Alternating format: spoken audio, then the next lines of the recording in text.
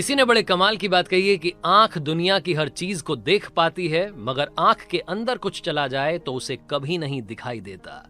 ठीक ऐसे ही इंसान दुनिया की हर बुराई को, हर कमी को देख पाता है, मगर खुद की बुराई या कमी उसे कभी नहीं दिखती। हाय गाइस, मेरा नाम है आरजे कार्तिक। एक छोटी सी कहानी। ये कहानी एक बादशाह की, जिन्हें अपने कुत्ते से, अपने डॉगी से बड़ा प्यार था। वो शाही अंदाज में रहता था। उस राज्य में लोग कहते थे कि काश हम बादशाह के कुत्ते होते तो हमारी जिंदगी थोड़ी ठीक होती।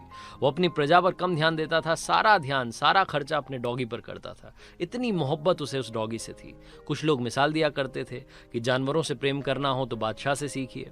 बादशाह जहां भी जाते थे, जिस भी मीटिंग में जाते थे, पॉलिटिकल मीटिंग हो या कहीं प्रजा के सामने मीटिंग हो, हर जगह पर अपने डॉगी को साथ में रखते थे। दरबार में भी वो बैठा करता था। एक बार उन्हें किसी दूसरे राज्य के राजा से मिलने के लिए जाना था। समुद्री रास्ता था। नाव में सवार हुए, और जब नाव में सवार हुए तो बादशाह के साथ में कुछ सैनिक थे, उनके कुछ मंत्री थे, और उनके अलावा कुछ पैसेंजर्स भी उस नाव में बैठे हुए थे। अब बादशाह जहां जाते थे वहीं पर वो डॉगी जाता था, तो डॉगी भी नाव में बैठा हुआ था। ये उस कुत्ते के लिए पहला सफर था जब वो समुद्री रास्ता तय कर रहा था, नाव में बैठा था। वो डॉगी बादशाह के साथ था। जैसे ही नाव रवाना हुई तो पानी में जब नाव चलती है तो जो हलचल होती है उसकी वजह से वो डॉगी अनकंफर्टेबल फील करने लगा। वो असहज महसूस कर रहा था, इधर से उधर उछाले मार रहा था, उछल कूद कर रहा था, इधर से उधर जा रहा था बार बार। तो जो बाकी पैसेंजर्स थे उनको भी डर लग रहा था। हर कोई डॉग के साथ में कंफर्टेबल नहीं होता, तो उनको लग रहा था कि कहाँ मतलब बादशाह अपने साथ में लेकर के आ गए। अब उस डॉग के उछल कूद करने की वजह से नाव में बड़ी चिंता हो रही थी कि कहीं नाव पलट ना जाए, कहीं कोई पैसेंजर पलट ना जाए, कहीं कोई दिक्कत ना हो जाए। हर कोई चाह रहा था कि काश ये बात बादशाह समझ लें, लेकिन बादशाह को शुरू में बड़ा अच्छा लग रहा था। वो बोल रहे थे, अरे वाह, हमारा डॉगी कितना प्यारा है, खेल कूद रहा है। थोड़ी देर के बाद में ये चीज उन्हें भी इरिटेट करने लगी। उन्हें लगने लगा कि कहीं कोई खतरा ना हो जाए, इस डॉग के बार बार उछलने कूदने की वजह से कहीं नाव ना पलट जाए। लेकिन वो कैसे समझाएं डॉग को? वो तो उनके दिल के करीब था। वो जो पैसेंजर्स बैठे हुए थे उनमें एक फिलोसोफर बैठा हुआ था, एक दार्शनिक बैठा हुआ था।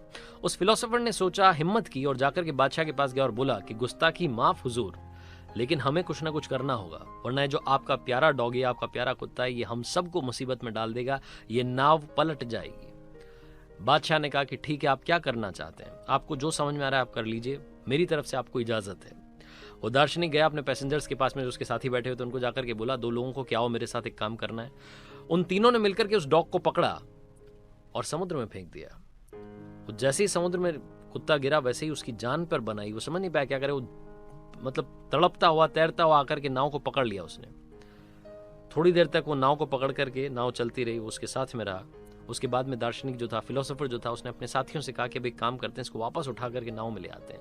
वापस से उन तीनों ने मिलकर के उस डॉग को उठाया और नाव में बैठा दिया। वो जो शाही डॉग था, जो कि बादशाह का बड़ा प्यारा था, जो उछल कूद रहा था, वो चुपचाप से नाव में जाकर के कोने में बैठ गया।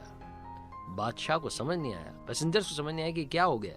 अचानक से इसकी उछल कूद बंद हो गई। तो बादशाह ने पूछा उस दार्शनिक से, फिलोसोफर से, कि क्या किया, जो इतना उछल कूद रहा था वो अचानक से पालतू बकरी बन गया है। तो फिलोसोफर ने कहा कि बादशाह, बड़ी सिंपल सी बात है, जिंदगी में जब तक खुद पर कोई विपत्ति नहीं आती, खुद पर कोई प्रॉब्लम नहीं आती, तब तक हमें दूसरे की प्रॉब्लम, दूसरे की सिचुएशन समझ नहीं आती है। जब खुद की जान पर बनाती है तो हम दूसरे की सिचुएशन अपने आप समझ जाते हैं। सामने वाले की जिंदगी में क्या चल रहा है, किन वजहों से चल रहा है, आप और हम कुछ नहीं जानते। सामने वाले की जिंदगी पर कमेंट करने से पहले 10 बार, 12 बार सोचिएगा। ये कहना बड़ा आसान होता है कि लास्ट बॉल पर 6 लग सकता था, लेकिन मैदान में जाकर के उस गेंद का सामना करना, जो 150 किलोमीटर पर आवर की स्पीड से आती है, वो एक अलग कहानी होती है। तो इसलिए कोशिश कीजिएगा कि आप दूसरों पर कुछ कहने से बचें, अपनी सिचुएशन को, अपनी लाइफ को अच्छी करने की कोशिश करें। ये छोटी सी कहानी बस यही बात सिखाती है। और याद रखिए कि कमी देखनी है, बुराई देखनी है, तो सबसे पहले अपनी देखिए, उसे ठीक कीजिए, उसके बाद दुनिया के बारे में कुछ कहना शुरू कीजिए। आरजे कार्तिक जाते आते बस यही कहेगा जो हर बार कहता है, कर दिखाओ कुछ ऐसा कि दुनिया करना चाहे आपके जैसा।